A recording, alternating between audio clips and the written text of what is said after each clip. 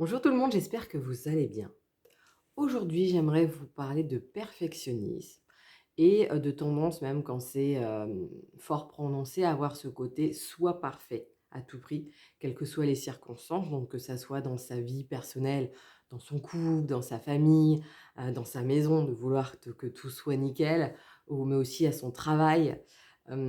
Si le côté perfectionniste avant, parce que ça fait longtemps que j'ai pas été en entreprise, était utilisé justement en qualité, en disant ben voilà, comme ça c'est en disant: «Ça prouve que j'essaie d'aller au faire le mieux, d'aller au bout des choses, de faire ce genre de choses». On se rend bien compte de plusieurs choses. Déjà, ça s'amplifie tellement qu'aujourd'hui c'est responsable aussi de burn-out, que c'est responsable en fait d'un mal-être, que c'est responsable d'une charge mentale de plus en plus élevée, parce que la perfection n'est pas de ce monde et quoi que l'on fasse, peu importe le temps qu'on y passe, ça ne sera jamais parfait, ce n'est pas possible, rien n'est parfait. Alors, ça ne veut pas dire qu'on ne peut pas essayer de s'améliorer, on ne peut pas, suivre justement, une intention profonde d'aller vers quelque chose qui est, mieux pour nous. Mais ce côté, perfectionniste et soit parfait, en fait, il est là à force, il s'est installé pour plusieurs raisons. Parce qu'en fait, derrière ça se cachent des besoins. Le besoin d'être aimé, le besoin d'être validé, le besoin de se sentir, de montrer, qu'on est là et qu'on est peut-être indispensable pour être sûr de ne pas être rejeté ou abandonné. Le besoin en fait d'éviter toutes ces blessures, où on pourrait se retrouver seul, où on pourrait avoir l'impression, de ne rien valoir et où finalement, effectivement, on se sentirait rejeté, qui est une peur, ancestrale, hein, parce qu'avant, il y a quand même plusieurs centaines d'années,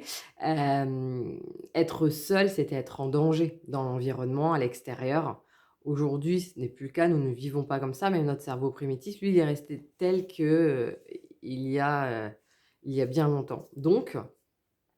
on peut avoir quelque chose un peu qui est excessif quand la peur prend le dessus et s'appuie là-dessus. Ça ne peut, changer que ou bah, parce que justement, il va se passer un gros truc tel burn-out, c'est-à-dire qu'à un moment, il y aura un tel épuisement que ça ne sera plus possible de poursuivre comme avant et que ça nécessitera effectivement des changements. Alors, bah, c'est là qu'on dit, parfois des épreuves de vie deviennent un cadeau par la suite quand on comprend le message et quand on fait ce qu'il faut. Mais on n'est pas toujours obligé d'en arriver là. Il y a un moment aussi, on peut constater qu'en réalité, on se rend malade à essayer et là, de prendre conscience finalement des peurs que je vous ai citées précédemment pour dire: «Mais en fait, qu'est-ce que ça veut dire ça derrière?» Donc ces peurs, elles sont là si, on ne s'est pas nourri soi-même correctement. C'est-à-dire que si on ne se valide pas nous-mêmes, si on ne s'apporte pas cet amour qu'on attend de l'extérieur, si on donne notre pouvoir justement à l'autre, que ça s là encore, hein, peu importe le domaine, que ça soit dans le couple, dans la famille, dans les amis, ou même d'un point de vue professionnel où parfois on attend que ça soit l'autre qui nous dise, quoi faire, qui nous dise que c'est bien. Alors certes, dans un milieu professionnel, on peut avoir un responsable qui valide ce qu'on fait. Là, il y a un côté hiérarchique, mais pour autant, ça n'engage en rien sa propre valeur personnelle et dès lors qu'il y a ce côté de dire, en fait: «L'autre, c'est mieux que moi» ou «L'autre peut, lui, me valider» ou «L'autre va m'apporter ce qu'il me manque», tu as cette attente que l'extérieur réponde à un besoin qui et il ne pourra jamais le faire. Dans le meilleur des cas, il y aura effectivement cette sensation, que oui, le con donc là encore le conjoint, l'ami, le collègue et cetera, font le mieux qu'ils peuvent et toi ça va te nourrir un certain temps. Mais, comme s'il n'y a pas cette validité de toi à l'intérieur de toi, comme c'est toujours lié à l'autre, un moment ou un autre, parce que l'autre ne sera pas, comme tu l'attends, parce qu'il ne donnera pas assez, parce que ça ne remplira pas de ses peurs profondes et ben, tu ne te nourriras pas correctement, et tu seras de plus en plus mal à te raccrocher justement à ce besoin de soi parfait, ce qui après, cercle vicieux, t'amènera, comme je le disais, à faire davantage de choses, pour être, parfaite, pour être vu comme étant, exceptionnel ou, reconnu comme, en le fait qu'on ait besoin de toi et c'est ça qui t'amènera donc comme je le disais, il y a des burn-out, mais aussi sinon d'autres maladies. Parce qu'en fait, quand là, c'est trop plein et que ce n'est pas vidé, bon, bah, ça coule sur le corps et le corps, au début, bah, en fait, c'est des petits messages, discrets, des douleurs, des chutes, hem, des petites blessures qui restent quand même anodines ou des voilà, d'une cheville qui se tord ou quelque chose. Bon, qui sont c'est pas top, mais ça reste encore et puis après, quand on n'écoute pas son corps et ben c'est là que ça s'amplifie, c'est là que ça devient de plus en plus grave et que ça peut aller vers des choses, vers des vraies maladies après. Donc, bah, quand on en est arrivé là, il n'est jamais trop tard, mais si on peut éviter aussi, donc c'est aussi prendre conscience, bah, de sa propre responsabilité, prendre conscience de où on en est avec soi-même pour changer cette dynamique. Moi, la première fois où il y a eu un vrai déclic, c'était à un entraînement lors de ma formation de thérapeute. On avait des présentiels et on s'entraînait sur nous pour, voilà et pour nous entraîner, mais aussi en même temps pour avoir un nettoyage en tant que thérapeute, de ce nettoyage, entre nous et en fait pour plusieurs raisons, parce que j'étais en cours de déménagement, parce que, il y avait de nouveaux projets perso, pro et cetera qui se mélangeaient.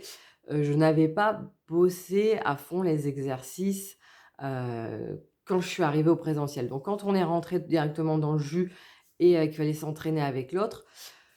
moi qui avais cette tendance justement, sérieuse, bosser, mode première de la classe, hein, en primaire, là, il y avait ce côté qui n'était pas fluide en moi. C'est-à-dire que je me souvenais quand même des étapes, je les avais vues, mais pour autant, voilà, il y avait pas assez d'entraînement pour que ça soit efficient pour moi et donc au début, j'étais dans mon moi, tu vois? Je suis pas à la hauteur, ci, ça et d'un seul coup, il y a eu ce tilt de dire: «Mais attends, j'ai une personne en face de moi». Et cette personne, elle est en souffrance parce que là, on s'entraîne, mais on s'entraîne sur une vraie problématique de la personne. Donc là, il y a un moment, il y a eu ce switch dans ma tête de au lieu d'être tournée vers moi, vers mes peurs, vers mon jugement, ma négativité envers moi-même, je me suis tournée vers l'autre et là, il y a eu ce côté, «Fais du mieux que tu peux». Fais du mieux que tu peux parce que dans tous les cas, ça ne fera pas de mal, ça ne peut que l'aider, même si c'est un minima. Et c'est ce que j'ai fait. Je me suis vraiment concentrée sur elle pour pouvoir, bah, l'aider de mon mieux par rapport à où j'en étais et hem et j'ai retenu après ça cette leçon de dire: «Mais en fait, dès que je suis dans le jugement, dès que je suis par rapport à moi, que je suis pas assez ci, je suis pas assez ça, je suis sur moi, je suis renfermée dans moi-même, avec cette négativité qui tourne, donc qui non seulement n'est pas positive, mais en plus ne nourrit absolument pas le besoin primordial qui est que moi je me tourne, vers moi-même pour m'apporter. Mais en plus c'est que, j'occulte l'autre et surtout, je ne suis absolument pas en conscience de ce que je peux apporter à l'autre. Parce qu'en fait, j'ai déjà dit dans d'autres vidéos, quoi qu'on fasse, on peut apporter à l'autre. Je veux dire, parfois, vous allez dans la rue, vous croisez quelqu'un, vous dites bonjour, vous faites un petit sourire, ça va vous faire du bien parce que même si ce sourire, voilà, il est même forcé, ça fait quand même réagir le cerveau qui va provoquer des hormones du bien-être. Parce que par effet miroir, si vous, vous souriez, l'autre, peut réagir aussi en souriant. C'est pas le cas de tout le monde, mais la plupart du temps, si. Et ça, c'est pareil, ça va lui faire du bien à lui. Donc en fait, on peut tous contribuer, on peut tous faire du bien à l'autre, peu importe où on en est. Mais ça nécessite justement de sortir de cette vision autant centrée sur soi, qui est négative en fait, comme je le disais, où on se juge et qui est justement ces 2 niveaux. Ce niveau de comment moi je peux répondre à mes propres besoins par moi-même et en parallèle, bah, comment je peux contribuer à mon niveau, du mieux que je peux dans cette société dans laquelle je vis et parce que donner, aux autres, c'est me donner aussi à moi-même, sans m'oublier pour autant et c'est comme ça que tu te mets en paix en voyant que parfois avec rien, hem, bah, tu peux déjà faire beaucoup. Moi, j'ai le souvenir de ma nièce, parce que j'écris des contes métaphoriques et une fois, elle m'avait donné, voilà, un sujet, une thématique et elle est venue à la dernière minute. En fait, il y a eu une grève à l'école, donc on m'a demandé si je pouvais la garder Comme j'avais pas écrit son histoire, je l'ai fait un peu à l'arrache, à la dernière minute. Donc là, il y a mon côté, même si ça va mieux parfois, qui me dit: «Ouais, est-ce que vraiment?» Je dis: «Bon, je l'ai fait du mieux que je pouvais là avec le temps que j'avais et puis on va voir» et donc le soir, je lui ai lu et je me souviendrai toujours des brillants dans ses yeux parce qu'en fait,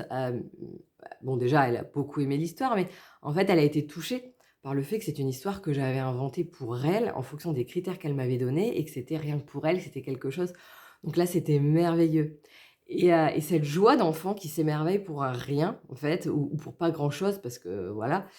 ça m'a reconnectée à ça et me dire: «Mais en fait, c'est aussi vers ça qu'on doit aller se reconnecter à pas grand-chose pour se nourrir pleinement et voir qu'il y a pas besoin de plus».